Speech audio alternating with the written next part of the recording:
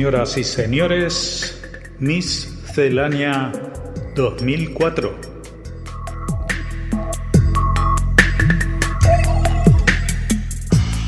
El patrimonio cultural sefaradí es un legado que guardan los judíos españoles y que ofrece la fructuosa herencia hispánica en un ejemplo valutoso de la memoria y la creación continuada. Como es sabido, después de su paso por España, los judíos españoles se asentaron en diversas comunidades de las coloridas ciudades que rodeaban el Imperio Otomano. Mismo que muchas veces los judíos sefaradim no se concienciaron del grande tesoro de su léxico y herencia, ellos propios principiaron a recoger las canticas y el folclore de su tradición. Malgrado esto, los investigadores a fines del siglo XIX y principios del XX se concienciaron que estos españoles judíos guardaban ainda la herencia hispánica y recogieron presto estas tradiciones de romance, folclore, literatura, cancionero y más de boca de informantes. Así, estudiosos de musicología se aunaron a la descubierta de este tesoro. Malorosamente, en la Segunda Guerra Mundial arribó la negra noche de la dolor del holocausto de nuestro pueblo y la piedrita de personas y de culturas. En nuestros días se aunan los esfuerzos por mor la continuidad de una cultura y una lengua en perícolo. Es verdad que ahora la lengua sefaradí ya no es la hablada en nuestras casas y los judeo-español parlantes somos todos bilingües, mas todo esfuerzo es poco por mor de salvaguardar y de difusar una vieja y cara herencia. Y en estos esfuerzos nos topamos muchos herederos de esta lengua, así que centros hispanistas, académicos e interesados en este tesoro de la civilización sefardí. Vamos a sentir un hermoso cante de amor de nuestro ancho cancionero tradicional. En esta historia, como se pasa a veces en la vida, es un amor a destiempo. Y la enamorada dice con tristura, «Sos chico para el amor». Sentimos esta versión documental en la voz de Marga Fuentes y acompañamiento musical de Mario Gutiérrez, este clásico, La Pastora.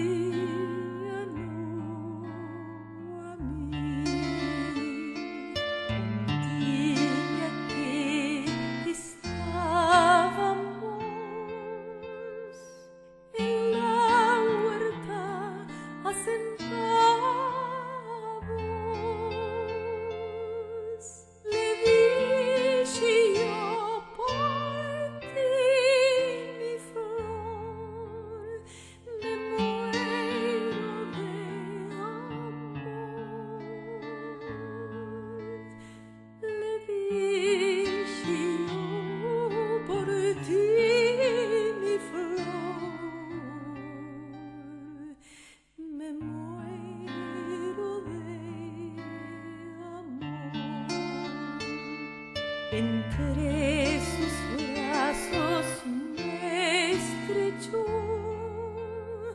y con amor ella me besó. Mi distancia y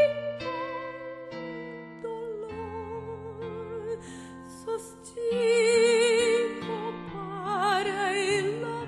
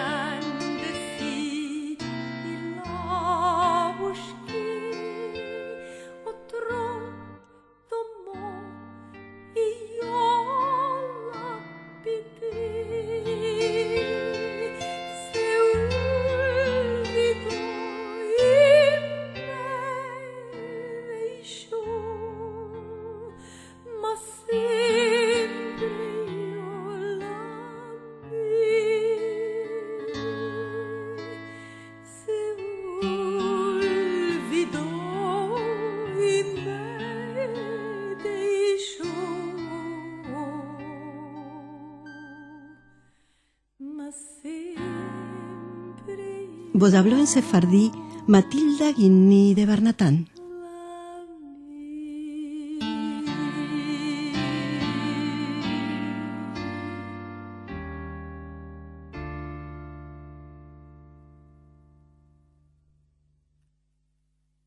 La página web porisrael.org da cuenta de un artículo de Eduardo Kohn, publicado en el diario Últimas Noticias de Montevideo, Uruguay, del cual les ofrecemos a continuación un extracto. El título es «La mentira es un arma perversa». Dice así: la periodista, escritora y exdiputada española Pilar Rahola cree que se están produciendo dos grandes traiciones en el ámbito europeo. La primera traición que cometemos como europeos es que después de la monstruosidad de lo que fue la Shoah decidimos olvidar. Del olvido nace el prejuicio y de éste la intolerancia. Europa traiciona la verdad. Se ha creado sobre Medio Oriente una realidad absolutamente paralela, falsa en sus planteamientos, pero que ha sustituido a la que yo creo que sucede en realidad. Se basa en varios elementos, entre ellos que Israel es un hecho ilegítimo a pesar de que en la región hay países nacidos en la misma década que son mucho más extraños al sentido común que Israel y con una base mucho menos moral. Esto se repite en boca de estudiantes catalanes, franceses y otros, y fundamentalmente de intelectuales progresistas. Fin de cita de Pilar Rahola. Rahola considera que es una falacia que esa intelectualidad europea diga que los judíos han expulsado a los habitantes legítimos. En Europa se niega que los judíos son habitantes legítimos de su tierra desde siempre y se tapa que quienes declararon la guerra fueron los países árabes a Israel y no al revés, y que esa situación no se ha detenido en más de 50 años. Otra afirmación dentro de esa primera traición a la que se refiere Rahola es que Israel no quiere la paz, y se pasa por alto que a pesar de Rabin y de Barak, por dar solo dos ejemplos, siempre existió un no permanente de Arafat. Y justamente a Arafat se lo magnifica de forma épica, cuando en realidad es un líder corrupto del terrorismo islámico. La segunda traición a la que hace referencia la exdiputada catalana es la que Europa comete contra el mundo musulmán. Cita a Pilar Rahola: a diferencia de pensadores como Oriana Fallaci o Samuel Huntington, yo no estoy de acuerdo en que 1.300 millones de personas sean culpables. No comparto el discurso antiislámico porque es un planteamiento racista.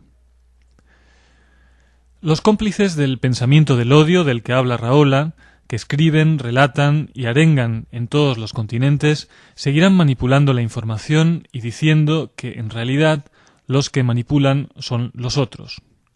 Un ejemplo reciente de lo que señala Rahola sucedió el 25 de diciembre cuando, en una parada de autobús de Petah Tikva, en Israel, cerca de Tel Aviv, un terrorista suicida mató a 4 jóvenes israelíes, 3 de 19 años y 1 de 21, y dejó otros 20 heridos y mutilados. Las informaciones de las agencias señalaron este múltiple asesinato como un hecho paralelo a una acción militar israelí del día anterior en Gaza, donde murió uno de los jefes de la yihad islámica y varios de sus hombres. El periodista Zev Schiff escribió en el diario Haaretz que la yihad islámica en ningún momento ha dejado de planificar atentados terroristas en Israel apoyados logística y económicamente por Hezbollah. Lo que ha sucedido es que la mayoría de los planes de la yihad fueron aportados por Israel, lo cual nada tiene que ver con la planificación de una acción militar y menos aún con la del propio atentado terrorista, el cual no se desarrolla entre planificación y ejecución en 24 horas. No importa si cualquier lector o espectador medianamente atento se da cuenta de que efectivamente un atentado terrorista necesita una larga preparación y no sucede 24 horas después de una acción militar, como si se estuvieran moviendo fichas de un tablero a control remoto. Lo que importa es confundir y demonizar, hacer creer que todo es lo mismo, asesinos y víctimas. Pero no es así, porque, como dice Pilar Rahola, Esta guerra de la información y la libertad la vamos a ganar, pero en el camino vamos a dejar mucha piel. Se enfrentan el crecimiento del fanatismo y el choque de este con el racionalismo, pero al final se debe ganar con el esclarecimiento. En Radio Sefarad, esta es la agenda cultural de la semana.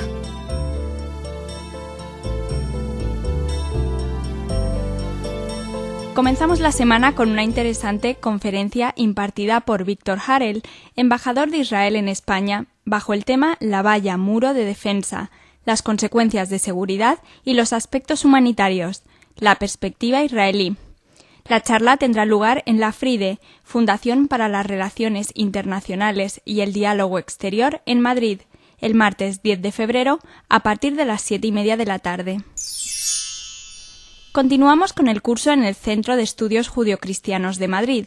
Este miércoles se cierra el primer cuatrimestre centrado en el judaísmo pasado, presente y futuro.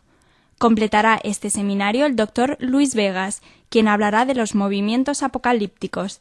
La cita es el miércoles 11 a partir de las 7 de la tarde. La próxima semana dará comienzo el segundo cuatrimestre, que girará en torno a las relaciones judio-cristianas a lo largo de la historia, y se prolongará hasta finales de mayo.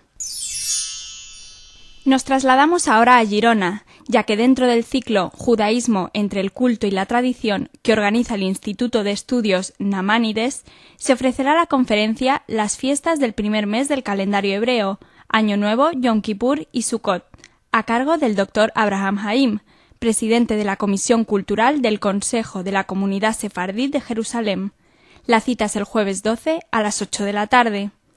Esta conferencia completa la exposición que se inaugurara hace unos días en el Museo de Historia de los Judíos de la ciudad catalana, bajo el título de Un recorrido por las fiestas y tradiciones judías, y que permanecerá abierta al público hasta finales de abril. Para finalizar nuestro repaso cultural de la semana, les recordamos que la Fundación Juan March de Madrid inauguró la semana pasada la primera exposición mundial que recoge parte de la colección de obra gráfica del barón Edmond de Rothschild, que por primera vez sale del Museo Louvre de París.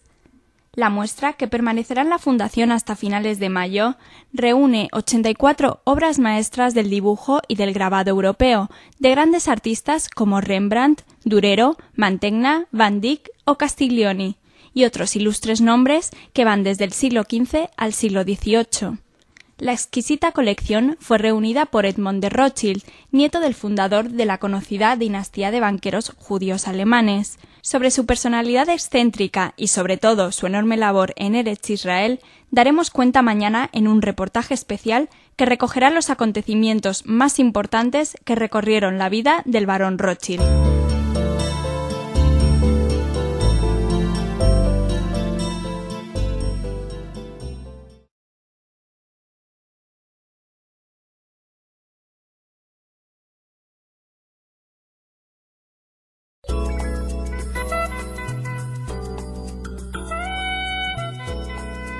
Radio Sefarad responde a nuestros oyentes.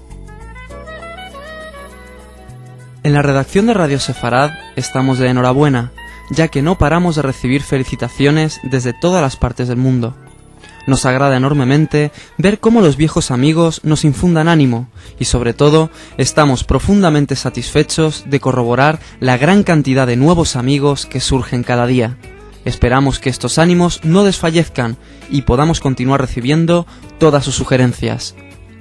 Queremos agradecer a todos aquellos que nos han escrito para felicitarnos: Antonio Alarcón, Mario Weinstein, Meir Eliab, Raúl Burgos, Gabriel Erkman, que es el director institucional de la Comunidad Judía de Bolivia, Jaim, desde la interesantísima página web es-israel, gracias por tu interés, Gabriel, Anthony Jacobson, Miguel Martín Pérez, desde Zaragoza, Natalio Sedani, desde Las Palmas de Gran Canaria, Uriel Valls, desde Sevilla, gracias en nombre de Matilde y Raquel, a Aarón Franco, presidente de la Asociación Patrimonio Sefardí de la región de Murcia, y Guido, tus palabras han sido de gran aliento. Muchas gracias.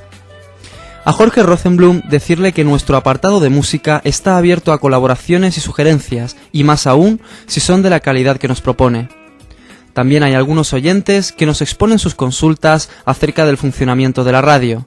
Sergio Maslo y Beatriz Brandes, desde Buenos Aires, nos preguntan por la hora de emisión y sobre qué deben hacer para oírlo desde Argentina.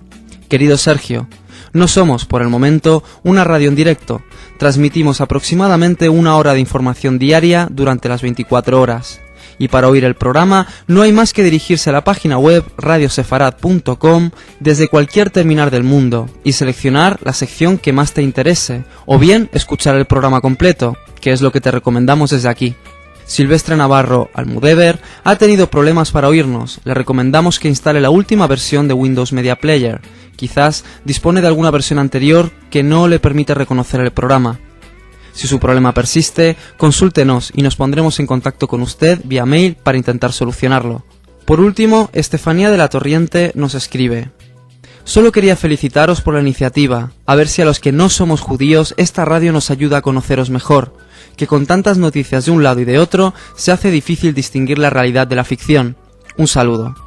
Muchas gracias, Estefanía. Ese es uno de los principales motivos que impulsaron la creación de esta radio, la difusión de nuestra cultura y el intento de mantener una línea editorial acorde a la realidad judía mundial. Radio Sefarad es una emisión de la Federación de Comunidades Israelitas de España, patrocinada por donantes privados de todo tipo.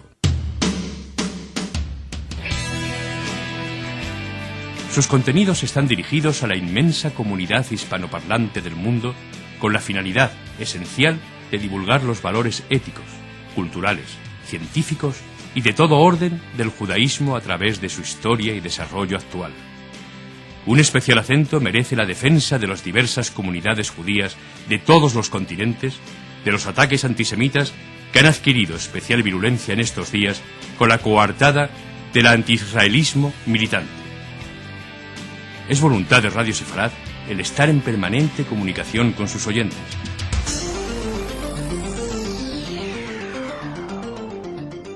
Escríbanos con sus inquietudes, interrogantes, críticas o aportaciones a redacción@radiosefarad.com.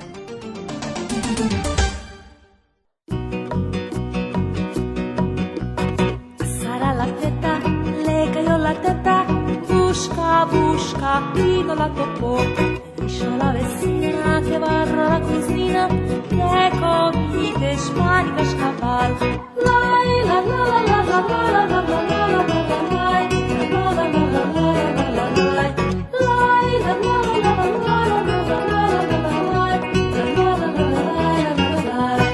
Hemos escuchado la dulce voz de la cantante brasileña Fortuna, quien nos ha regalado un tema turco tradicional, llamado Sara la Preta, parte del disco Cántigas, grabado y mezclado en los estudios Bebop de Sao Paulo, Brasil, en 1994.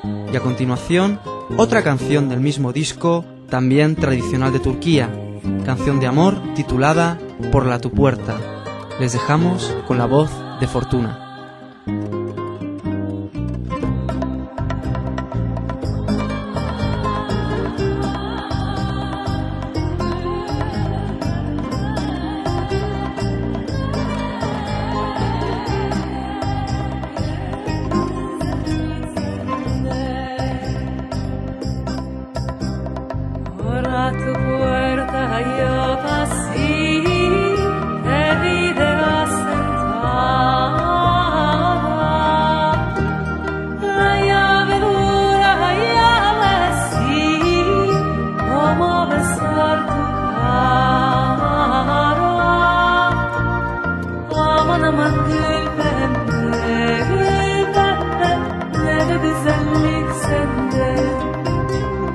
Aman aman gül pembe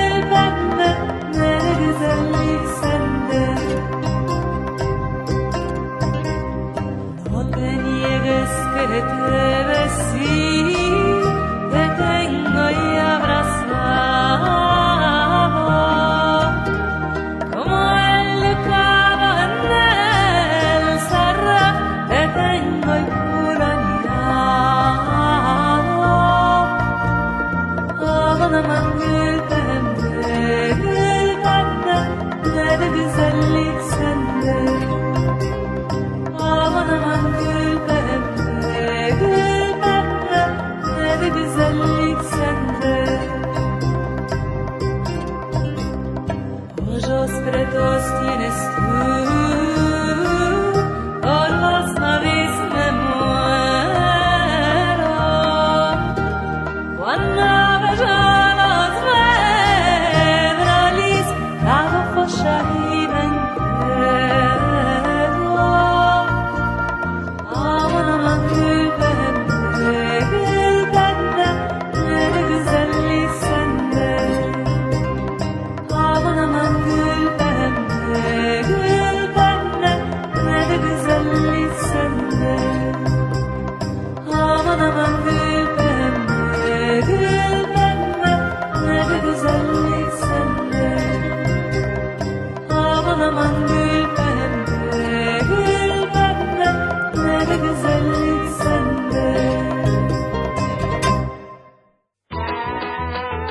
Llegó hace unos meses y está triunfando en medio mundo. Se trata del speed dating, una nueva modalidad de las conocidas citas a ciegas.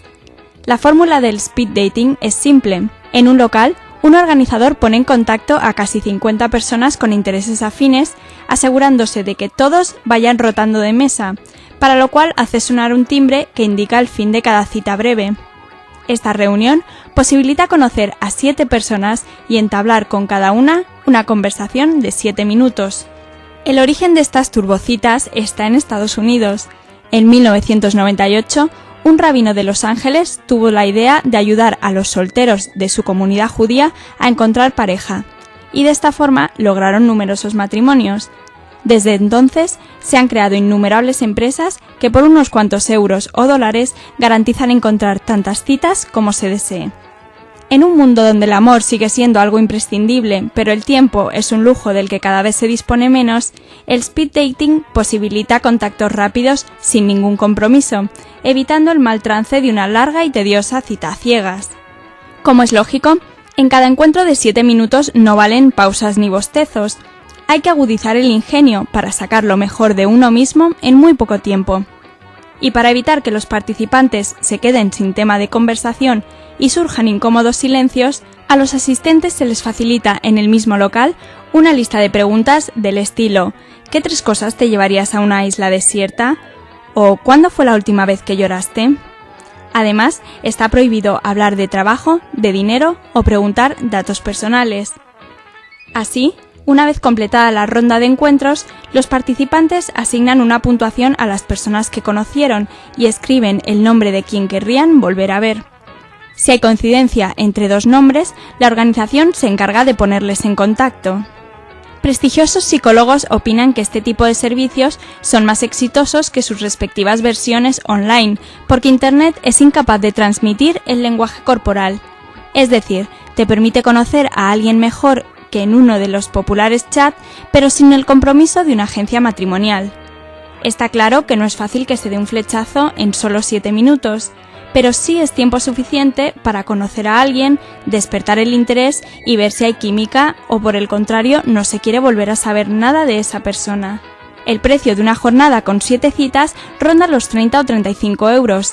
Así, si se posee este dinero, se desea encontrar el amor y se carece de tiempo, la solución es el speed dating. Además, entre 7 candidatos es difícil no coincidir con al menos uno.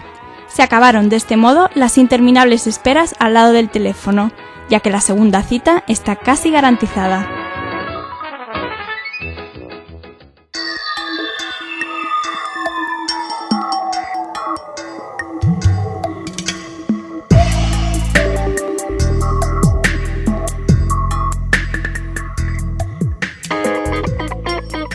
Hoy, en Radio Sefarad, introducimos un estilo nuevo, la música hip hop.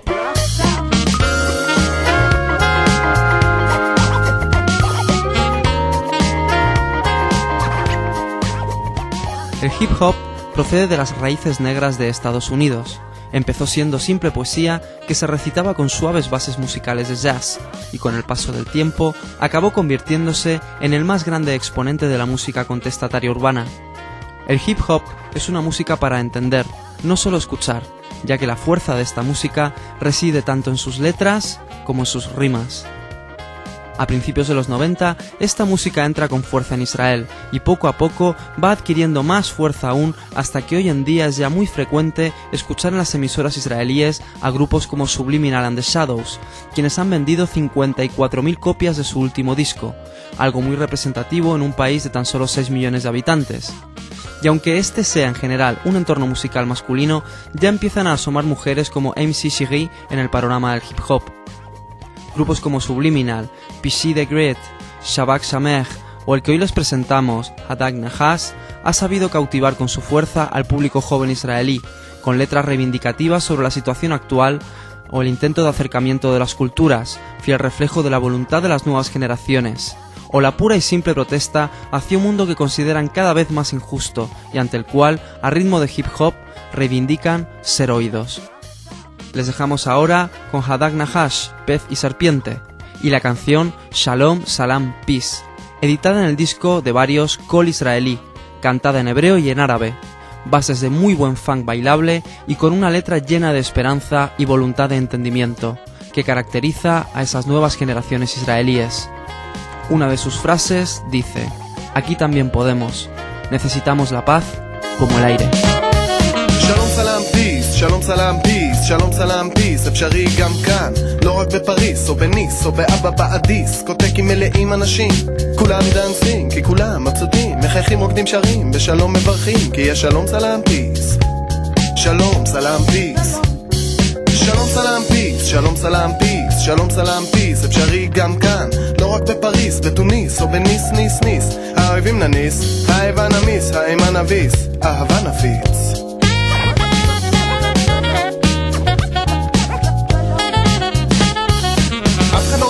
אבל אם כבר חייבים, אז לא עדיף בליבייס במקום במדים בעזרת העצב, מחפף את העצב, כולם יכולים לרקוד עכשיו, לחיות בתוך הקצב.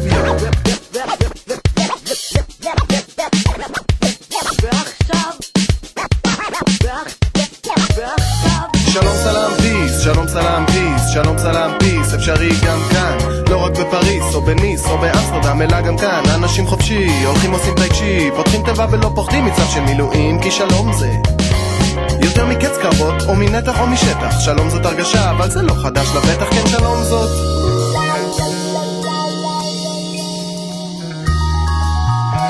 שלום זאת שלווה, שלום זה פנן, כל העולם שענן. אז אל תגידו יום יבוא, הביאו את היום, ובכל הכיכרות הריעו לשלום. שלום סלם פיס, שלום סלם פיס, שלום סלם פיס, שלום סלם פיס, שלום סלם פיס, אפשרי גם כאן, לא רק בפריס או בניס או בבוסטון, של מילים לא יוכלו לי להסביר כמה שצריך שלום, כמו אוויר צריך שלום, כמו אוויר צריך שלום, כמו אוויר צריך שלום, כמו אוויר לדרך.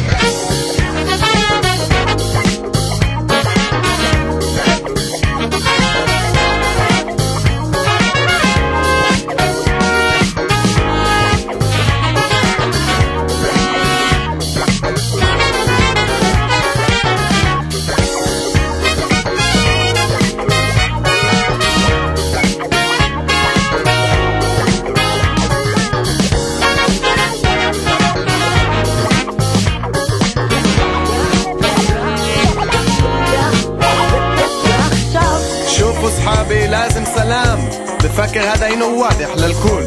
انا كنت وانا شفت باستراليا ناس عايشين سبابة وكيف لهم، اني زي الكانجرو زي الكوالا. في كل العالم دولة مع سلام هي دولة سبابة ودولة بدون دولة خربانة. وشو القصة الكبيرة انا مش عارف، كل اللي لازم نسوي نتصرف زي بن ادمين وبش زي الحيوانات.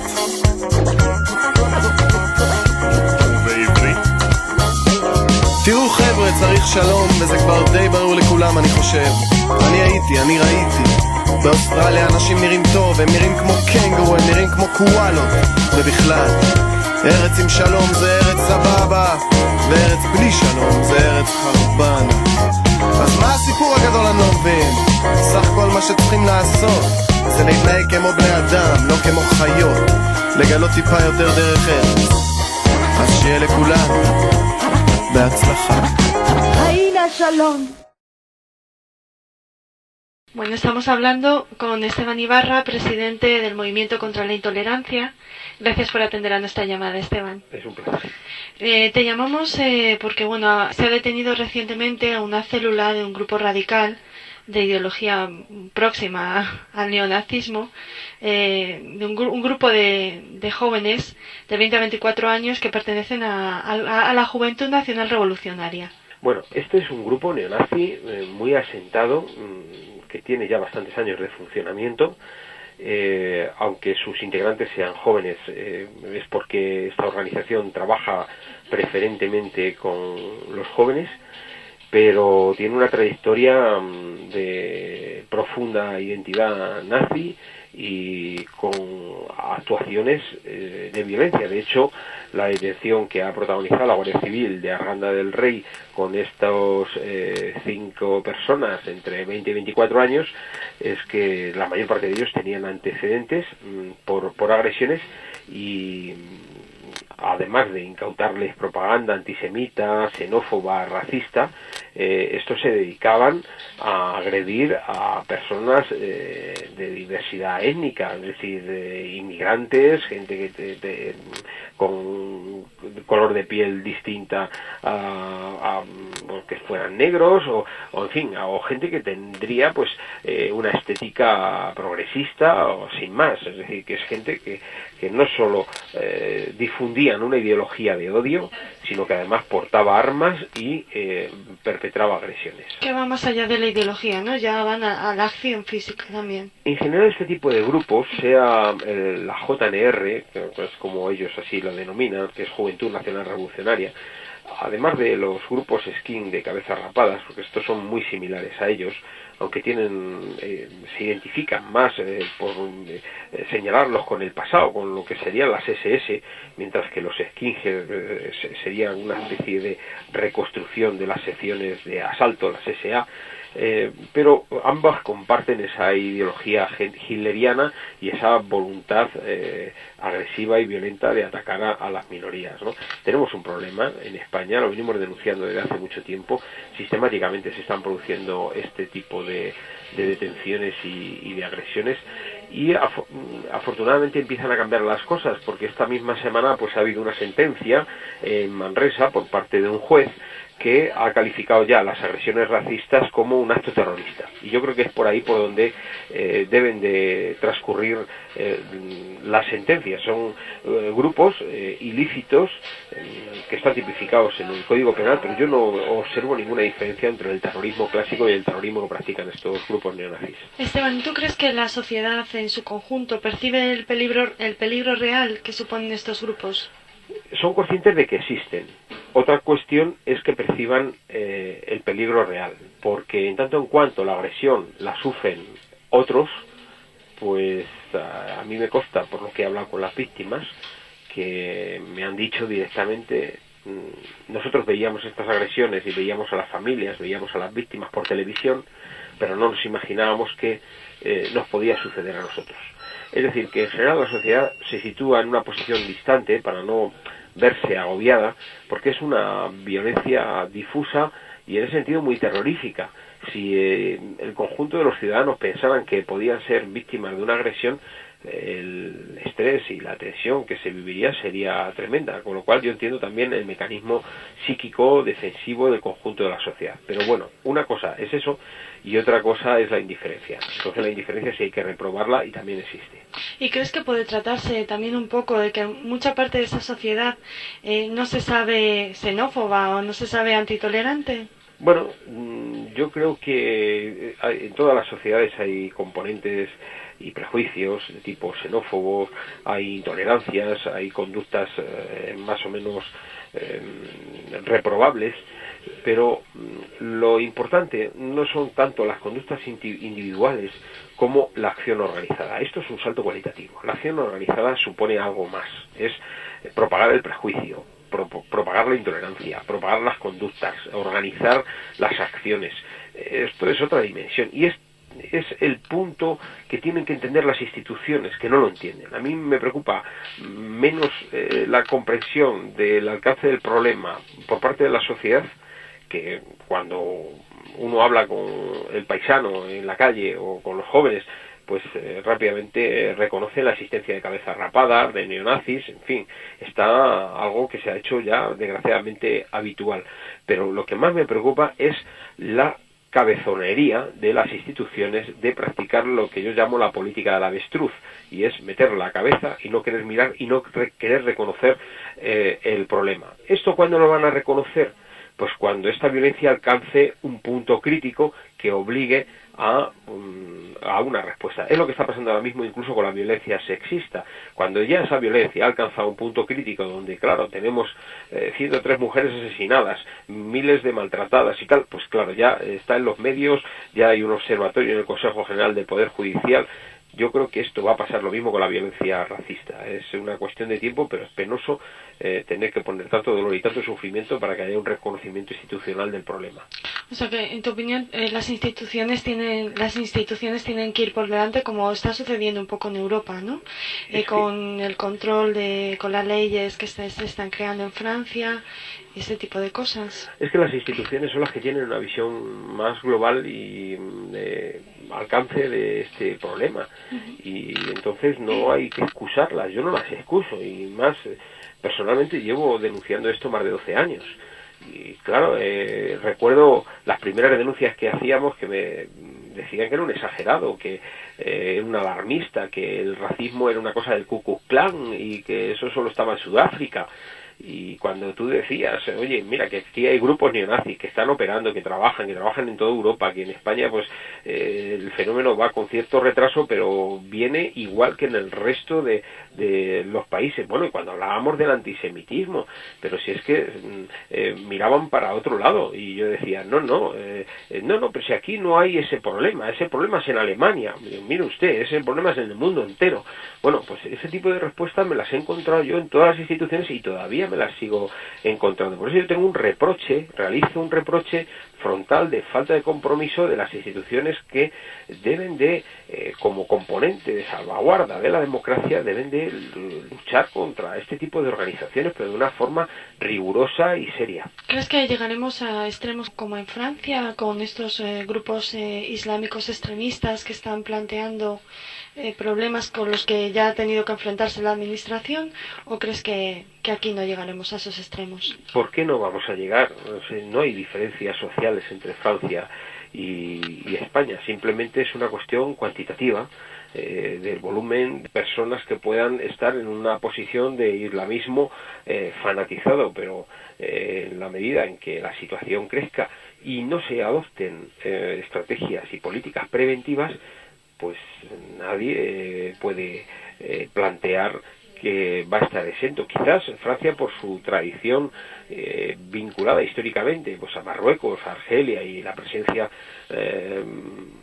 masiva de musulmanes en Francia, pues favorece que dentro del Islam pueda haber grupúsculos fanatizados que practican la violencia y desarrollan un antisemitismo febril. Pero yo constato que aquí en España ya hay grupos neonazis que tienen vinculaciones con grupos islámicos muy radicales, y están en un discurso profundamente antisemita y un discurso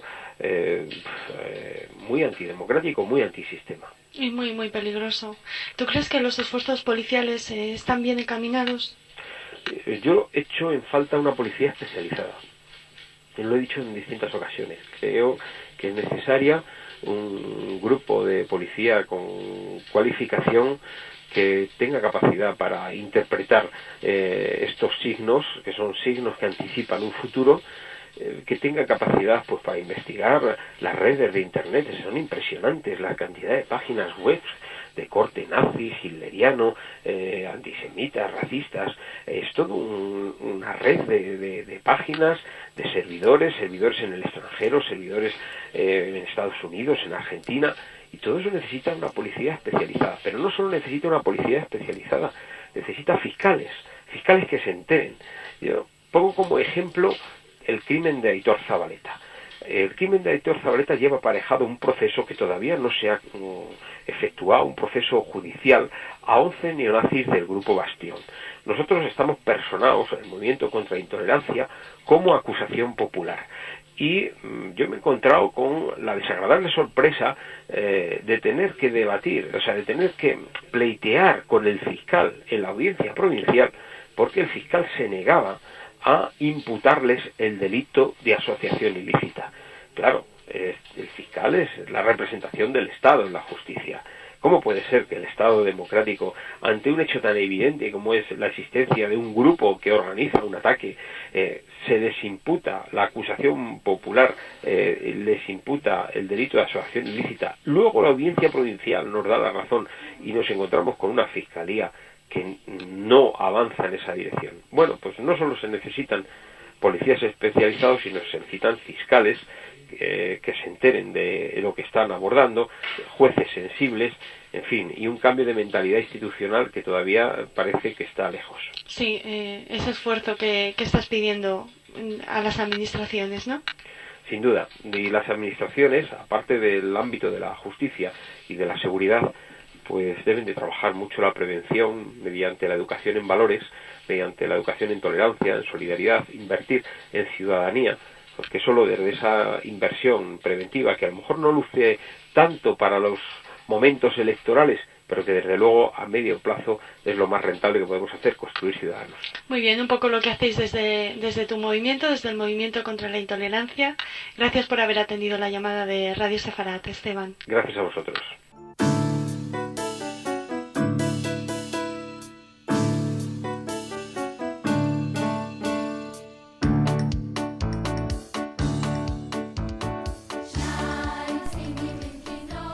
La literatura hebrea infantil y juvenil, un cuento muy antiguo. Quizá debamos buscar los orígenes del cuento infantil en las canciones populares.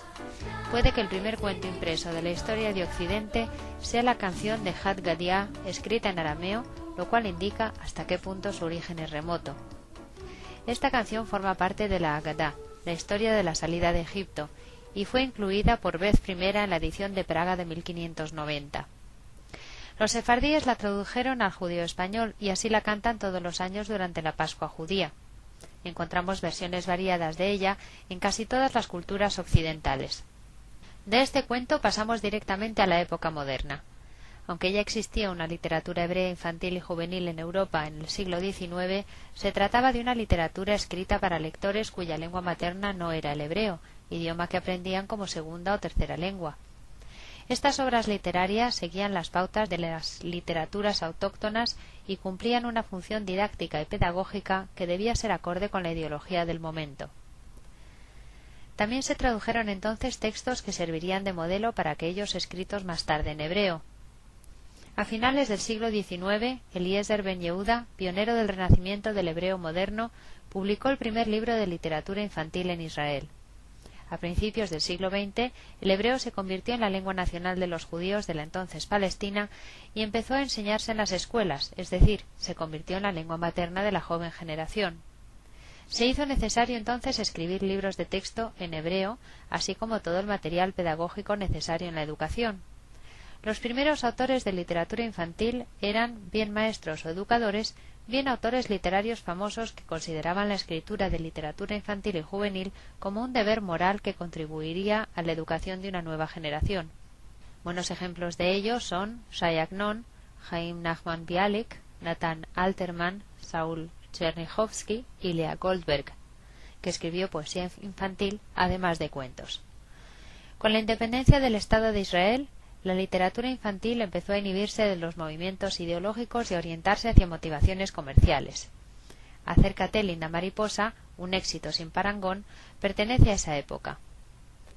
En esta época también aparece la primera ola de novelas de aventuras infantiles y juveniles. La serie Hassamba, de Igal Mosinson, se caracteriza por un estilo dinámico y un lenguaje callejero. A partir de los años 50 y 60 empiezan a surgir escritores especializados en literatura infantil y juvenil, pero en realidad nunca ha dejado de haber grandes escritores que escriben también para los lectores más jóvenes. Paralelamente, las editoriales se dedicaron a publicar las obras maestras universales de literatura infantil y juvenil traducidas al hebreo por importantes literatos. Estas traducciones, que al principio superaban en número a las obras escritas originalmente en hebreo, tuvieron gran influencia en la literatura infantil y juvenil que se escribió más adelante. A partir de los años 70, la literatura infantil se libera definitivamente del corsé ideológico y se propone responder a los gustos y necesidades de sus lectores, los niños. Para entonces, el número de obras escritas originalmente en hebreo supera ya con creces las obras traducidas. Poco a poco se va creando un acervo literario para los jóvenes israelíes de una calidad comparable a la mejor literatura infantil del mundo. Se trata de una literatura inteligente que no hace concesiones a la simpleza del lenguaje en aras de la incitación a la lectura. Los niños israelíes son usuarios habituales de las bibliotecas municipales y sus padres ostentan porcentajes estadísticos de lectura envidiables. El 40% de los adultos leen al menos 12 libros al año. Por ello, la literatura infantil israelí en ocasiones va dirigida no solo al niño que va a escuchar el cuento, sino al adulto que lo va a leer, e incluye guiños políticos y críticas sociales que hacen de ellos verdaderas obras de arte con las que se pueden deleitar los niños de todas las edades. Uno de los mejores ejemplos de este tipo de literatura infantil es Meir Shalev, cuyos cuentos Un papá que da vergüenza, Los hoyuelos de Zohar y La piojita pelusita se saben los niños israelíes de memoria. En ellos el autor rompe con los esquemas tradicionales de la familia y con los papeles que desempeñan en ella el padre y la madre. Además, su colección de cuentos bíblicos para niños, Un diluvio, Una serpiente y Dos arcas, es otro buen ejemplo de la calidad de la literatura infantil y juvenil israelí. El sentido del humor hace de la lectura de este autor un verdadero deleite. Seguramente solo es cuestión de tiempo que alguna editorial española lo descubra. En el próximo capítulo sobre la literatura hebrea infantil y juvenil haremos una reseña de las principales obras traducidas a las lenguas oficiales de España. Miriam Naón para Radio Sefarad.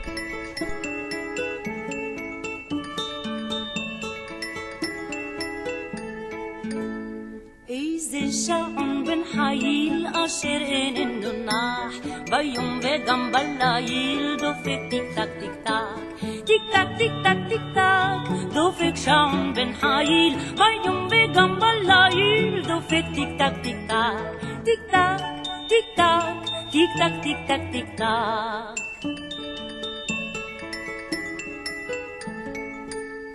מראש מגדל גבוה צופה שעון גדול אוי בואו נא לשמוע כיצד דופק בקול טיק טק טיק טק טיק טק דופק שעון בן חיל ביום וגם בליל דופק טיק טק טיק טק טיק טק טיק טק טיק טק טיק טק טיק טק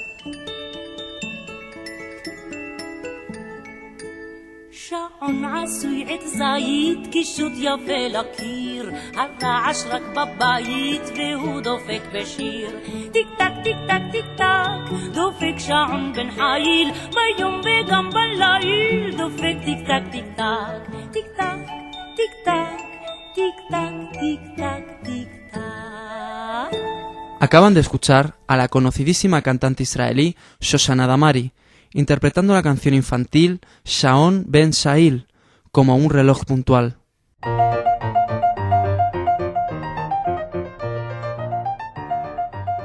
Aprovechando la exposición que la Fundación Juan March de Madrid dedica estos días a los maestros de la invención, con grabados y dibujos de los más grandes artistas europeos del siglo XV al siglo XVIII, como Rafael, Rembrandt, Durero o Van Dyck, repasamos la figura de quien reunió en vida una colección de piezas únicas que a su muerte donaría al Museo Louvre de París.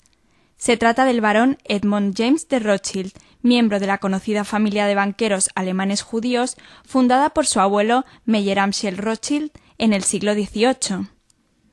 Nacido en París en 1845, hijo menor de James de Rothschild, el barón Edmond nunca se integró en el imperio financiero de la familia, para dedicarse al mundo del arte y la cultura. Creció en la abundancia, se educó en los más elegantes colegios y, siguiendo la tradición endogámica familiar, se casó con su prima Adelaida Rothschild. Su afición por el mundo del arte y del coleccionismo siempre fue considerado por su familia como una excentricidad, pero lo cierto es que durante su larga vida, de casi 90 años, reunió un conjunto de piezas único formado por 40.000 grabados, 500 libros y 3.870 dibujos de inigualable calidad. Otro de los aspectos más destacados de su vida fue su dedicación a la causa judía, a la construcción del incipiente Estado de Israel a finales del siglo XIX, tras los pogroms que se vivieron en Rusia alrededor de 1880. Prestó ayuda económica a las primeras colonias judías como Rishon LeZion, Zichron Yaakov y Ekron, siendo popularmente conocido como el padre de los Yishuv o colonias. Hacia 1914, Rothschild pudo visitar ya unas colonias que crecían por momentos, gracias a sus abundantes inversiones. Al final de la Primera Guerra Mundial, su presencia real en Israel se acrecentó, ya que se unió a la actividad política de la organización sionista, al tiempo que se preparaba la Declaración de Balfour. El hijo de Edmond, James de Rothschild, se unió a su padre en la década de los 20 a la lucha por la creación de una nación judía, de modo que el apellido Rothschild se convirtió en sinónimo de intensa actividad colonial, tanto en el ámbito político como en el cultural y espiritual. De hecho, su inversión en Israel en terrenos, infraestructuras monumentales, obras de arte y demás patrimonio supuso una cantidad que, traducida en el siglo XXI, superaría los 100 millones de euros. En reconocimiento a su importantísima labor sionista, Rothschild fue nombrado en 1929 presidente honorario de la Agencia Judía. Edmond murió en París en 1934, dejando un legado de casi 30 colonias en Israel y miles de hectáreas de terreno. 20 años después, sus restos y los de su mujer fueron trasladados a Zichron Yaakov.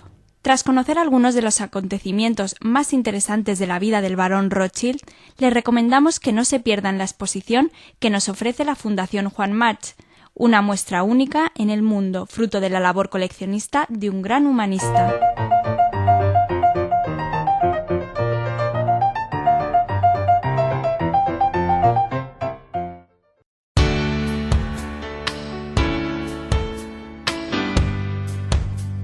¿Quién no ha padecido alguna vez una gripe?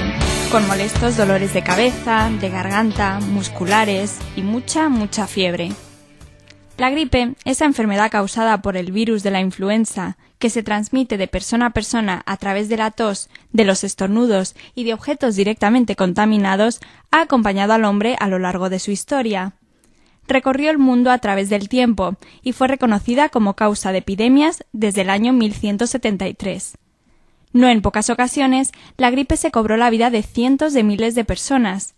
Entre los años 1918 y 1919, la más violenta epidemia se extendió rápidamente desde Asia a Europa y luego a América, provocando la muerte de 21 millones de personas. Solo en España causó 300.000 muertos. Recién en el año 1933, el hombre pudo identificar al virus responsable de la gripe y comenzar los estudios que culminaron con el desarrollo de una vacuna por los años 50, lo que sin embargo no impidió posteriores epidemias. Los avances científicos permitieron al hombre conocer la mayor particularidad de la gripe, el hecho de ser un virus de fácil mutación, es decir, que cada año puede cambiar y por tanto no ser efectiva la inmunidad adquirida previamente. Debido a esta especial característica, las vacunas convencionales de la gripe son válidas solamente durante una estación. Pero aquí entra un nuevo descubrimiento, y otra vez nos desplazamos a Israel. Si los ensayos clínicos en una vacuna israelí de gotas en la nariz prueban tener tanto éxito como los que están a punto de finalizar en ratones, gente de todas las edades quedarán protegidas durante 5 años contra todas las cepas actuales y futuras de la gripe. La vacuna patentada, que va a ser sometida a pruebas con seres humanos en el 2006, se basa en 20 años de investigación de la profesora Ruth Arnon, del Weizmann Institute of Science. Puesto que la vacuna de gotas en la nariz no depende de cepas variantes, protegerá a la gente por todo el mundo durante 5 años. Tan solo es necesario insertar una gota en la nariz para que sea efectiva. El laboratorio de la profesora Arnon en Rehovot probó la vacuna en ratones humanos, es decir, roedores en los cuales se ha introducido un sistema inmune humano. Esto predice una alta probabilidad de éxito en los ensayos clínicos con humanos. Cada año, entre el 5 y el 20% de la población mundial contrae la gripe. Cerca de 200 millones de personas se vacuna contra la enfermedad anualmente y la demanda de las vacunas está aumentando con gran rapidez. Ello predice el enorme éxito que tendrá el nuevo descubrimiento israelí, cuya patente ya ha sido registrada en Australia y se encuentra en etapas finales de registro en los Estados Unidos y en los países europeos, así como en otros muchos países.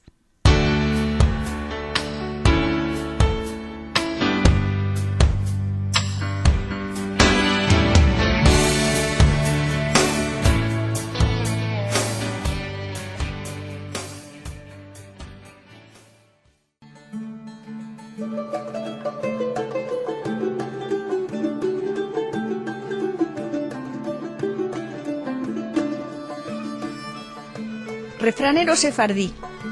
Las lenguas, las tradiciones, las costumbres, el folclore, todo eso está concentrado en la sabiduría legendaria de los pueblos, y los refranes son lo que mejor la representa. Rafael Benacerraf escribió El refranero judeo-español, del que os voy a traer una muestra. Como dice el profesor Pérez de Castro, este libro y sus refranes representan el amor por la cultura y el pasado sefardí que late todavía en nuestro corazón. Aquí van unos cuantos refranes. Acaban de comer, quebran la escudilla. Acaban de comer y rompen la escudilla. Se dice de los ingratos que una vez servidos no sienten ningún agradecimiento hacia su bienhechor. Otro. A don rogando y con el mazo dando. Rezando a Dios y pegando con el mazo. Se dice de un tartufo. Otro más. Ahí ya fue al baño, truchó de contar un año. Ahí ya fue al baño y trajo para contar un año. Se dice del que encuentra motivo al cotilleo en cualquier circunstancia. Alaba al vino, se vuelve vinagre. Alaba al vino, se vuelve vinagre. Se dice del daño que causan los elogios en exceso. Al ladrón, hazle Nehemán. Nehemán en hebreo se traduce por leal. Hazte del ladrón un hombre de confianza, para decir que la confianza engendra confianza. Al negrillo vestirle de amarillo. Se dice de la gente que no se viste de acuerdo con su posición o su edad. Antes de la herida, Dios manda la melecina. Antes de la herida, Dios manda la medicina. A mi nuera de 100 en 100, y a mi hijo que no le toque el viento. Se dice del egoísmo materno que para que a su hijo no le pase nada, hasta a su nuera poco le importa. A quien Dios no dio hijos, el diablo da sobrinos. Se dice del que se crea problemas sin razón. A revoltina de mares, ganancia de pescadores. La desgracia de unos puede ser felicidad para otros. A según la manta se hace la cama. Según la manta se hace la cama. Es decir, hay que vivir según sus medios. Achuar, manteles. Ajuar, manteles. Es como si un ajuar estuviera hecho solo de manteles. Se dice de la falta de imaginación. Seguiremos con más refranes otro día. Martina Lasri para Radio Sefarad.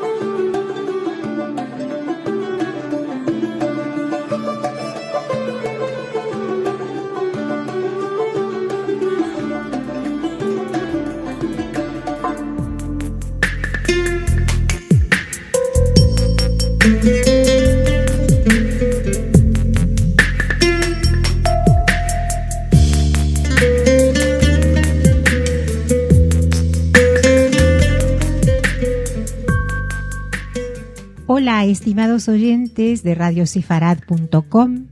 Hoy en nuestro micro Música en Yiddish y Música Universal de autores judíos, haremos un homenaje en memoria de Ofra Hassa, cantante judía de origen yemenita, inmigró a Israel siendo aún una niña. De familia humilde, era la novena entre sus hermanos. Descubierta en los suburbios pobres de Tel Aviv, llegó a Hollywood en su meteórica carrera como cantante. Elegida para cantar en Oslo durante la entrega del Premio Nobel de la Paz en presencia de Yitzhak Rabin, Shimon Peres y Yasser Arafat. Cantó en el homenaje póstumo de Yitzhak Rabin. Durante la filmación de Moisés, protagonizó el canto de lamentación de Yocheved, madre de Moshe. Logró la admiración de Steven Spielberg por su gran sensibilidad en la escena en que Yocheved pone a Moshe en el río para salvarlo. Se percibía miedo en su corazón, comenta Steven Spielberg. La canción de Yocheved está editada en 14 idiomas. Para esa grabación, Steven Spielberg le dio una muñeca que sostuvo durante la canción. Ofra Hassa no tenía hijos y se había casado 2 años antes de morir. Grabó 5 álbumes internacionales, logró una nominación para los Grammy y alcanzó el 2º lugar en el Festival Eurovisión de 1983. Vivió en California y Alemania y hablaba 5 idiomas: hebreo, inglés, alemán, francés e italiano. Como cantante en hebreo filmó La Institutriz.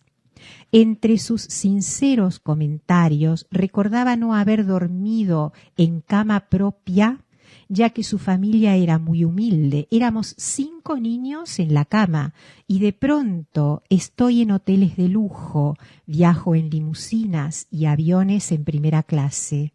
Por esto cada día digo Shema Israel y agradezco a Dios por darme esta oportunidad. Observaba el Shabbat aún en sus viajes y guardaba el kashrut. Luego de 13 días y largas noches en los cuales sus padres y hermanos permanecieron junto a su lecho de enferma en el hospital Tel HaShomer, presa de la enfermedad que se la llevó a la muerte a la temprana edad de 41 años. La recordamos escuchando el siguiente tema musical en el cual se aprecia toda su energía y la fuerza de su voz. Para radiosefarad.com, Isabel Luñansky. Gracias y hasta la próxima.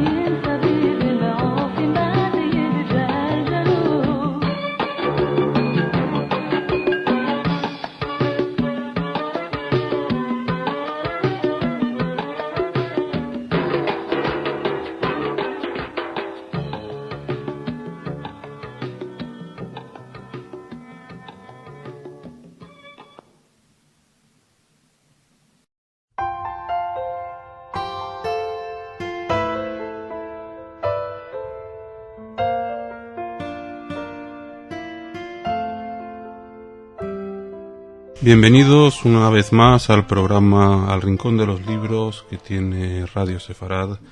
El programa tiene nueva denominación, no sabemos cuánto va a durar. De momento, este programa que están ustedes escuchando se llama desde hoy Entre Páginas.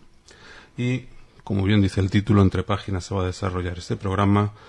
Y tenemos dos temas, una pequeña noticia que les relataré enseguida. Y lo principal, tenemos como invitada a Mercedes Monmany. Buenas tardes. Buenas tardes. Mercedes Monmany es crítico literario, ha coordinado recientemente el encuentro y reencuentro en Sefarad celebrado en la Biblioteca Nacional de Madrid, organizado por el Ministerio de Cultura. Es una de las más activas intelectuales en el Madrid de estos días, muy buena conocedora de todo el mundo, en particular del mundo literario español, y como crítica literaria se ha especializado de modo especial en los escritores judíos centroeuropeos del siglo XX y además, según me comentaba el otro día, amiga personal de Claudia Magris. Antes de entrevistar a nuestra invitada, quería contarles una noticia un poco antigua, pero que no ha trascendido a los medios de comunicación y ha pasado completamente inadvertida. La Real Academia de la Lengua concedió el Premio Rivadeneira 2001 por primera vez a una obra sefardí. La noticia no es tan antigua como el año 2001. El Premio Rivadeneira 2001 se entregó a finales de diciembre del año 2003 y fue a la obra Fuente Clara, una obra de un converso de origen español, publicada en Salónica, en ladino, en 1595, y editada y estudiada por Pilar Romeu. Es una obra, según nos dicen los resúmenes, muy interesante porque intenta acercar la religión judía a los conversos que retornaban al judaísmo, y como casi toda la obra sefardí publicada en Salónica en judeo español está escrita en caracteres hebreos, aunque su texto es castellano. Una de las singularidades de la lengua, del nivel de lengua que utiliza el autor de Fuente Clara, de este autor sefardí, es que por una parte tenemos un español, un castellano, relativamente parecido al de final del siglo XVI al que se hablaba en la península, con ya algunos rasgos de la lengua sefardí, pero es singularmente interesante que las citas bíblicas que utiliza el autor en judeo-español, en ladino, no son idénticas a las recogidas en las ediciones conocidas hasta el momento. Piensa la autora de la edición, Pilar Romeu, que puede tratarse de alguna tradición de ladinar la Biblia anterior a las ediciones impresas del siglo XVI.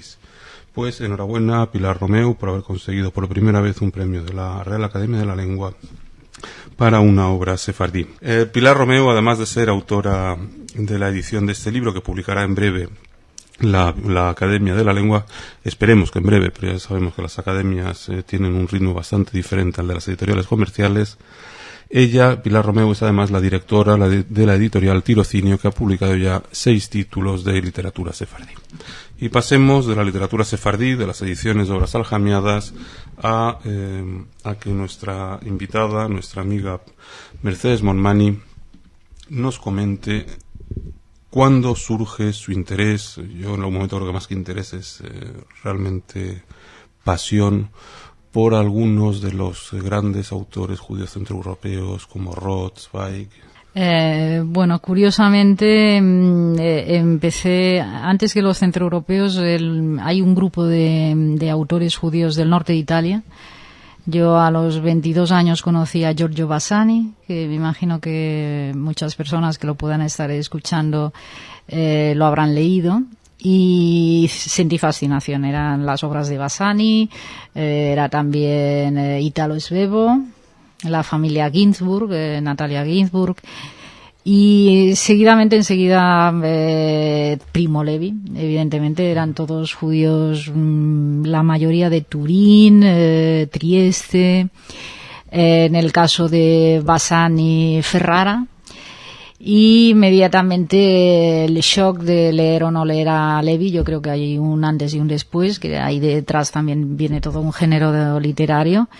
desgraciadamente un género que no tenía por qué haber existido, pero bueno, que existe y que se eleva a pesar de la tristeza y de los siniestros, logra elevarse a unas altas categorías literarias.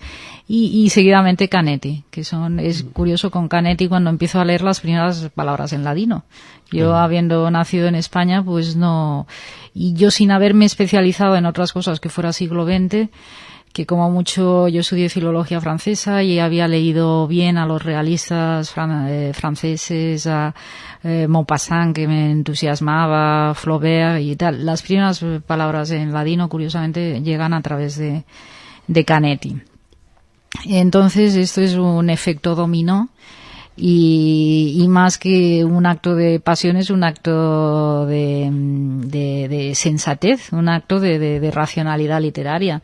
Descubro que esto no es ningún tipo de propaganda sionista, en este caso, que los mejores del siglo XX, que era a lo que me había dedicado en pleno. Yo creo que es muy difícil de controlar panorámicamente toda la historia global de la literatura. Bueno, habrá inmediatamente alguien que me diga que hay eruditos que sí que lo han conseguido, pero bueno, a lo que me dedico, que es 19 y 20, realmente la nómina era apabullante. Todos los mejores escritores, por lo menos los mejores que caían en mis manos, Kafka, todos normalmente venían venían de origen judío.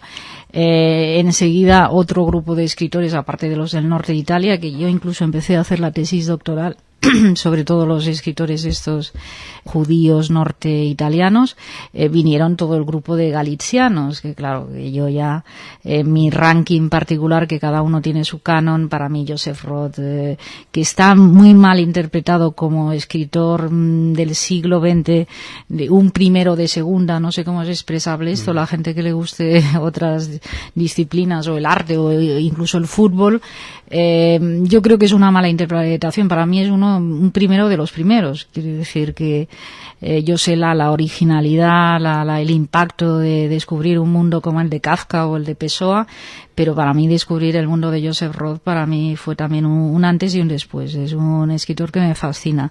Y detrás de él pues había todo un mundo de los confines europeo-orientales que me interesó mucho. Y de ahí pasamos pues a otras pasiones, que entre otras Bashevis Singer, que se celebra este año el centenario, y creo que también hay un antes y después de haber leído relatos o novelas, pero bueno, en particular los relatos fascinantes de los Shtetls, no sé si lo he pronunciado bien, de Bashevis Singer. También hay un antes y un después, y esto es meterse también en otro mundo. Yo, que no me dedico específicamente a política ni a sociología, siempre he dicho que el mejor modo de conocer para mí ha sido la literatura. Hay el mundo de las ideas, que mucha gente se acerca a través del ensayo político o del ensayo filosófico. Para mí, desde luego, la literatura me ha abierto muchísimos mundos, y es a los jóvenes siempre les digo que es una escuela de tolerancia, y que a través de eso pues se aprende a comprender. Antes comentabas que en parte tu primer acercamiento vino por los autores judíos italianos del norte de Italia, los triestinos y de algunos otros lugares, pero te quería preguntar concretamente, ¿Primo Levi le descubres antes o después de su traducción al español? Pues yo creo que la obra de Primo Levi se traduce hacia el año 87, es relativamente tardía la traducción de la obra de Primo Levi al español, ¿no? Sí, yo yo desde luego sí, ya es traducida, lo introduce Mario Muchnik en España. Sí. Yo lo conozco después de Bassani, esto clarísimamente. Mi orden mental está. Yo recuerdo que a los 23 años le hice una entrevista a Bassani en el Hotel Palace de Madrid. Bassani me leyó unos poemas, fue un encuentro que algún día escribiré, muy curioso. Y sí, es después. El impacto es muy fuerte, y luego ya vienen las obras de Elie Wiesel, todas las obras de los alrededores, pero realmente Primo Levi. Ahora, yo siempre lo he defendido a Primo Levi, que hay gente que han intentado localizarlo, no marginarlo, pero especializarlo, definirlo como un escritor de campos. Está bien definirlo, porque esto es evidente. Tiene una trilogía que nadie más ha escrito escrito de esta forma como él, nadie más. Hay otros muchísimos relatos, pero él sienta ahí unas bases muy importantes de reflexión. Es un escritor global y total. Él, lo mismo que escribe de recuerdos de su familia judía, de sus primeras relaciones amorosas, sus primeras lecturas, son una delicia, tanto el sistema periódico como las historias naturales. Y yo lo he defendido como uno de los grandes del canon del siglo XX, como uno de los grandes, y esto siempre se lo he reprochado a mis amigos italianos, amigos intelectuales, escritores, periodistas. ¿Qué pasa con Primo Levi? Que yo no lo veo en los rankings del siglo XX. Normalmente, si sabéis, siempre aparece Italo Calvino, Buzzati, Moravia, etcétera, pero a Levi lo siguen mandando a la especialidad de los campos, y para mí es algo un poco hiriente, porque vuelvo a insistir, es un grandísimo escritor. A mí una de las cosas que me ha llamado mucho la atención de Primo Levi, y quizá porque ahí mismo la literatura del Holocausto me duele mucho, me cuesta enormemente, y cuesta leer, me cuesta enormemente leerla. Pero me llamó la atención Primo Levi, y una de las cosas que me gustó, que no son tan frecuentes, es esos escritores que vienen de la ciencia. Todo el sistema periódico, algunas otras de sus obras, en que que se aprecia su formación y su profesión de químico. Son apasionantes. Son apasionantes, pero, y ahora que lo citabas, es verdad que se metaboliza literariamente. Él le da la vuelta. ¿Te acuerdas que hablaba de elementos?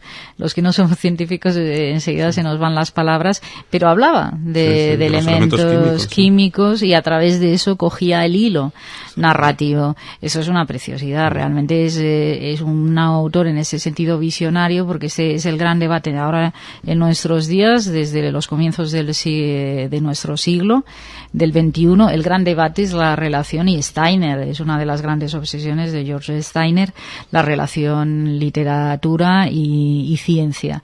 Y Levi, a su manera, empieza a decir, oiga, no son mundos separados, están muy interrelacionados.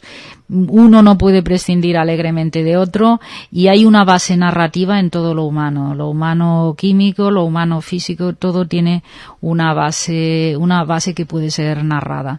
Y eso es lo interesante, ahora que lo has comentado tú, y vamos, hacía tiempo que no hablaba de esto, pero es verdad que me parece muy interesante. Él es un pionero de esta visión de lo artístico globalizador, que no se puede prescindir, no se puede estar en nuestros días de espalda a todo este mundo que es apasionante, que sigue funcionando sin nosotros a veces percibirlo o saberlo interpretar. Y él era un privilegiado, porque era un hombre entre varios mundos a la vez. Mundos, sí. Si te pregunto qué estás leyendo ahora, ¿es una indiscreción? Normalmente las lecturas actuales mías la gente las sabe al cabo de una semana, porque escribo la crítica, entonces es bastante banal. Mani, como comentaban, de crítica literaria, y en particular una gran parte de sus trabajos como crítica crítica literaria se publican en el Cultural de ABC, pero también en otras revistas culturales. Sí, siempre tengo algo entre manos. Ahora acabo de terminar, ahora que lo mencionabas, claro que hablábamos de los escritores de judíos orientales, un artículo muy largo, y ahora voy a hacer la propaganda como los actores cuando estrenan obras y lo dicen por la tele, para la revista Letras Libres, que yo creo que es una revista que vale la pena, y ya es el segundo año de implantación en España. Y entonces, pues me hicieron un encargo de estos privilegiados, porque era un autor que yo llevo años recopilando todo lo que sale. Mi desgracia es que yo no leo en alemán directamente, y todo el resto de bibliografía en francés y toda la correspondencia, y es Bruno Schulz. Entonces, pues he hecho un artículo para la revista 4 o 5 páginas.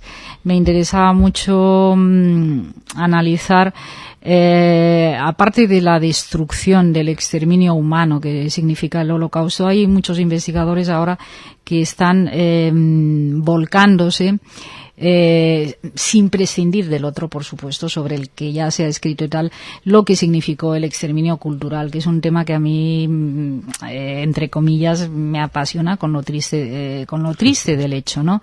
Yo siempre lo dije, aquí hay, aparte de las personas, ellos matan. Se destruyó una forma de vida y una forma de vida, una forma de cultura. Hace poco leí una noticia en una revista italiana, que por cierto es un libro que quiero encargar, se titula La Shoah de los libros. Bueno, pues hay, creo que son varios artículos de varias personas, es un libro conjunto dirigido, ahora no me acuerdo por qué estudioso, que se ha dedicado concretamente a esto. Se calcula que 1 millón de libros desaparecen durante el Holocausto. Bueno, Bruno Schulz es uno de los símbolos. Bruno Schulz tenía escrito, tú lo sabes, El Mesías, una obra mítica, porque nunca aparece. Y entonces hay todavía estudiosos, esto ha generado novelas del israelí David Grossman, de la judío-americana rusa Cynthia Ozick, El Mesías de Estocolmo, recientemente un italiano, Ugo Riccarelli. Es un símbolo.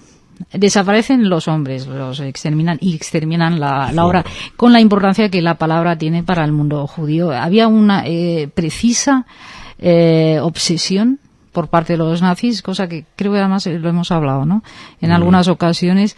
Stalin no tenía esta obsesión. Stalin mataba simplemente o se encargaba de hacer desaparecer a 5 millones de campesinos ucranianos con la gran hambruna. Esto estaba planificado, pero él sabía, al contrario de los nazis, él sabía que no podía dejar pruebas y entonces los mata de hambre. Así de brutal, quiero decir, se quita de encima 5 millones de campesinos que le podían haber impedido el curso de revolucionario. Los mata de hambre. En el caso de los nazis había una obsesión con la destrucción de obras. Pues con esa reflexión triste pero fundamental sobre lo que ha sido la aportación de la literatura de los judíos europeos a la literatura y de su destrucción por el nazismo, de las personas y de su obra y de sus palabras, terminamos este programa de Entre Páginas, agradeciendo a Mercedes Mamani su presencia y emplazándola a volver pronto, porque tiene algunos proyectos interesantes de los que no hemos hablado hoy, porque va a volver a hablarnos de ellos. Con esto me despido, Uriel Macías para Radio Sefarad.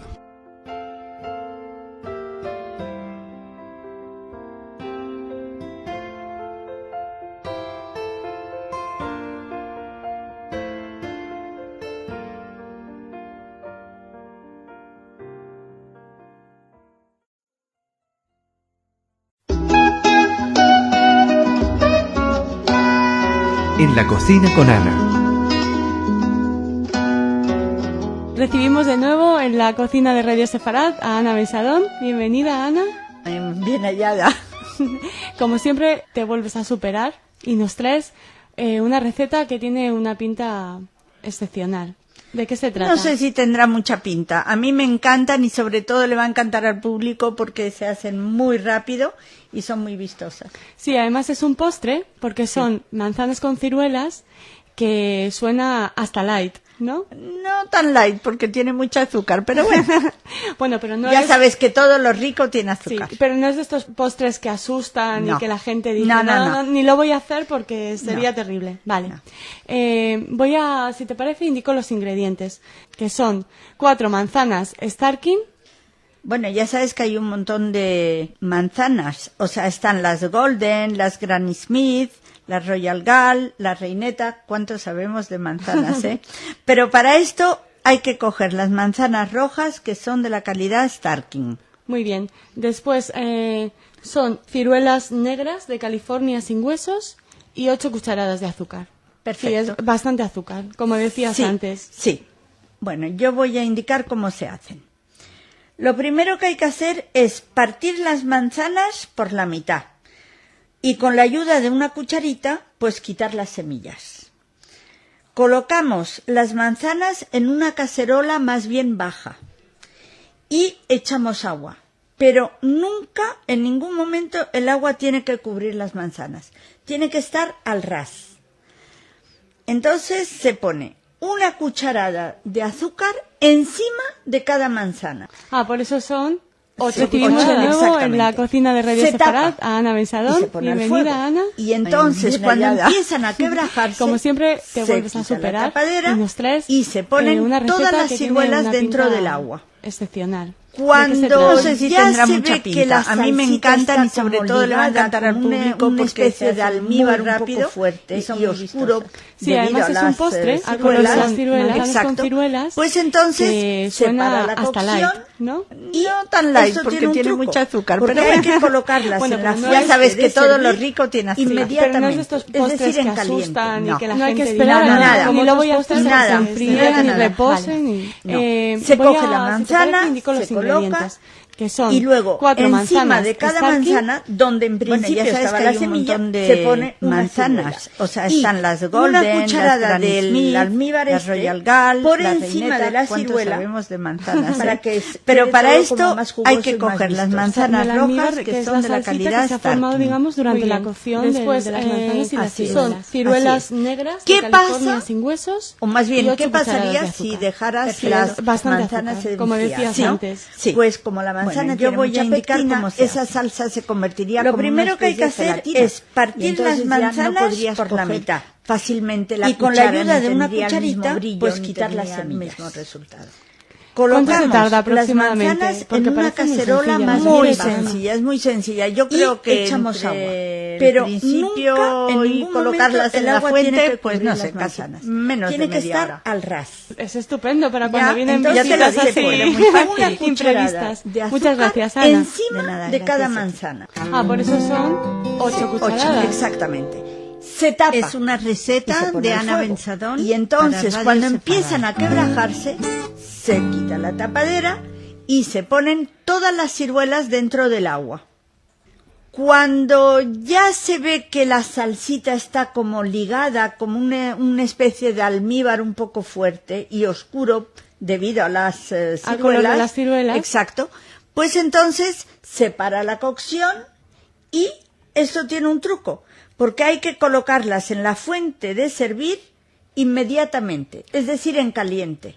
No hay que esperar a que, Nada. como otros postres, a que Nada. se enfríen Nada, y nada. reposen. Y... No, se coge la manzana, se coloca y luego encima de cada manzana, donde en principio estaba la semilla, se pone una ciruela.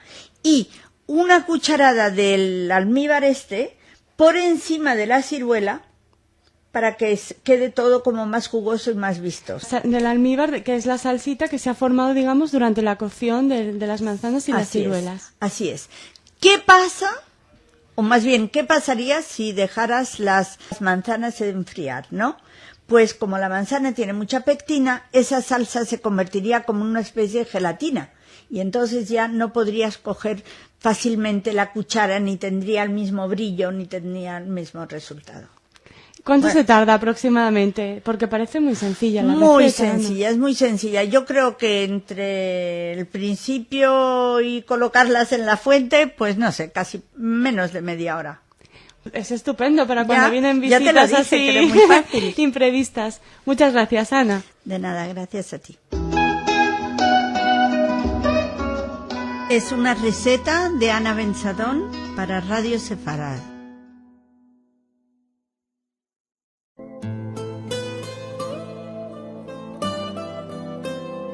Vieja tradición griega, hebreo moderno. Yehuda Poliker presenta diferentes sonidos mediterráneos y rock urbano, con unas influencias étnicas únicas, provenientes tanto de Grecia, lugar en el que sus padres sobrevivieron a la Segunda Guerra Mundial, como de Israel. Poliker interpreta la mayoría de los instrumentos a los que nos tiene habituado en sus discos, tanto instrumentos acústicos como electrónicos, y algunos tradicionales como el bouzouki, siendo además de un conocido intérprete en Israel, un gran músico y compositor. El disco que hoy les presentamos se titula Ailed Sebeja, El niño de mi interior, un doble CD de 22 magníficas canciones, algunas de ellas instrumentales, editado en diciembre de 1995, y que se convirtió rápidamente en platino, y del cual se extrajeron no uno, sino 8 singles, repletos de éxito. Ahora les dejamos con uno de ellos, y que disfruten con la fusión sonora de Yehuda Poliker.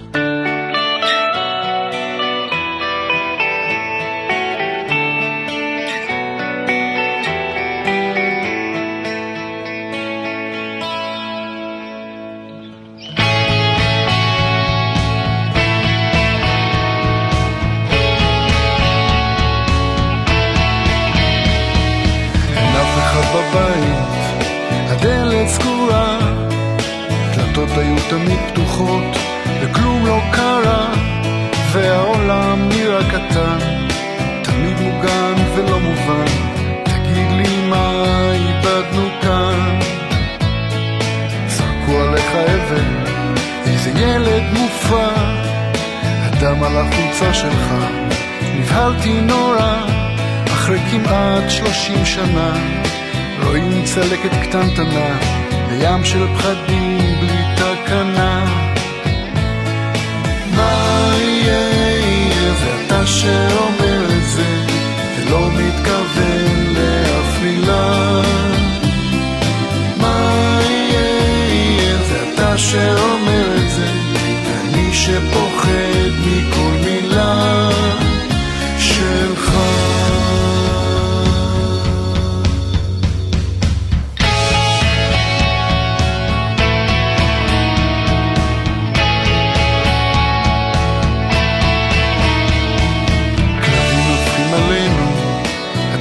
סגורה, הבית שגדלנו בו עומד למחירה, ובמקומו יקום בניין על כביש רועש בתוך השם.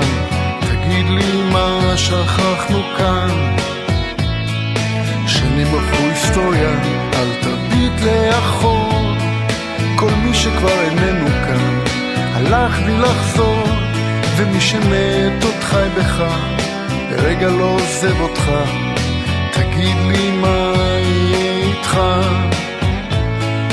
מה יהיה? זה אתה שאומר את זה ולא מתכוון לאף מילה. מה יהיה? זה אתה שאומר את זה ואני שפוחד מכל מילה שלך.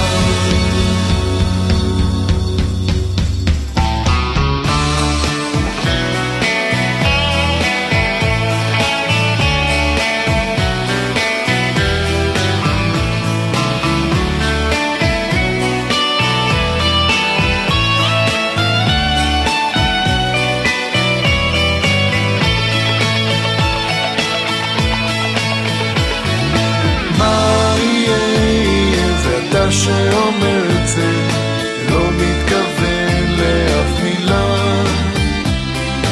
מה יהיה? ואתה שאומר את זה אני שפוחד מכל מילה שלך.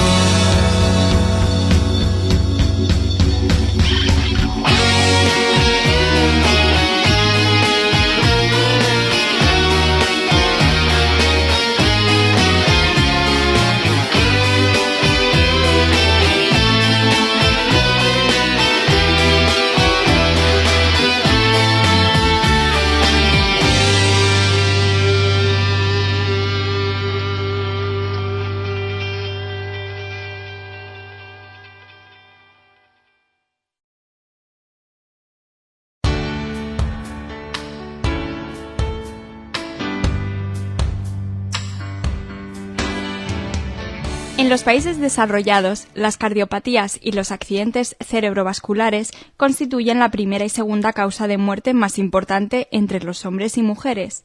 Uno de los trastornos asociados al corazón más frecuentes entre la población española es la hipercolesterolemia familiar, una enfermedad genética que confiere un alto riesgo de infarto precoz.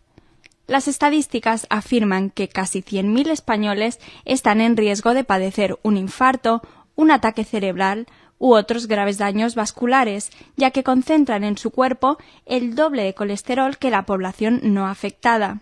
Los análisis convencionales no genéticos apenas han diagnosticado 20.000 casos, es decir, 1 de cada 5. Pero esta deficiencia ha pasado a la historia y la solución es el diagnóstico genético. La hipercolesterolemia familiar se debe a mutaciones en un único gen, denominado HF, un caso de gen extraordinario, ya que sufre mutaciones en más de 800 sitios distintos. Solo en la población española hay 181 mutaciones diferentes y es preciso rastrearlas todas en cada paciente para detectar la enfermedad. Científicos españoles de la Fundación de Hipercolesterolemia Familiar han desarrollado un biochip, denominado lipochip, que permitirá realizar un diagnóstico muy fiable en aquellas personas que presenten alteraciones en esta grave variante del colesterol hereditario. La detección es además cómoda y rápida. A partir de una pequeña muestra de sangre, el sistema consiste en depositarlo en el biochip, una superficie de vidrio en la que se comprueba si la secuencia genética del paciente se corresponde con la secuencia del gen mutado, lo que pondría de manifiesto el trastorno. Además, el tiempo estimado para obtener los resultados es de 48 horas frente a los más de 6 meses de pruebas necesarios en la actualidad. De esta forma, el test permitirá, por ejemplo, detectar la enfermedad en personas jóvenes que no presentan síntomas y que, de no diagnosticarse precozmente y seguir un tratamiento adecuado, podrían verse sorprendidos, por ejemplo, por un infarto o una angina de pecho antes de los 55 años y a veces antes de los 30. El tratamiento para la hipercolesterolemia se basa en la administración de estatinas, fármacos que reducen el colesterol. La buena noticia es que desde comienzos de este año los pacientes con mutaciones en el gen HF se pueden beneficiar de una reducción del precio de estos medicamentos más que considerable. El coste del diagnóstico genético se acerca a los 350 €, incluido el biochip, pero solo se hace una vez en la vida y garantiza la salud por muchos, muchos años.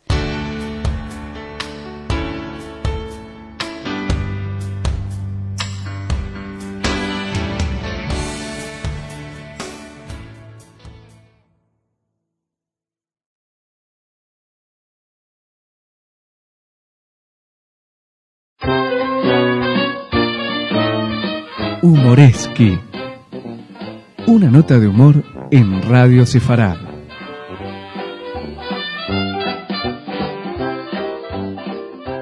Hoy el marxismo, con los hermanos Marx.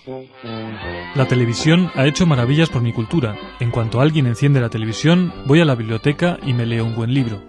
Hasta luego, cariño. Caramba, la cuenta de la cena es carísima. Es un escándalo. Yo que tú no la pagaría.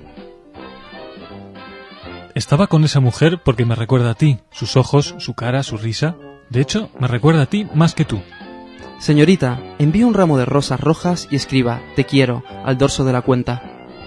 El verdadero amor solo se presenta una vez en la vida y luego ya no hay quien se lo quite de encima. ¿Por qué y cómo ha llegado usted a tener 20 hijos en su matrimonio? Amo a mi marido. A mí también me gusta mucho mi puro, pero de vez en cuando me lo saco de la boca. Hasta un niño de 5 años sería capaz de entender esto. Rápido, busca un niño de 5 años. No permitiré injusticias ni juego sucio, pero si se pilla a alguien practicando la corrupción sin que yo reciba una comisión, lo pondremos contra la pared y daremos la orden de disparar. Radio Sefarad es una emisión de la Federación de Comunidades Israelitas de España, patrocinada por donantes privados de todo tipo. Sus contenidos están dirigidos a la inmensa comunidad hispanoparlante del mundo con la finalidad esencial de divulgar los valores éticos, culturales, científicos y de todo orden del judaísmo a través de su historia y desarrollo actual. Un especial acento merece la defensa de las diversas comunidades judías de todos los continentes de los ataques antisemitas que han adquirido especial virulencia en estos días con la coartada del antiisraelismo militante. Es voluntad de Radio Sefarad el estar en permanente comunicación con sus oyentes.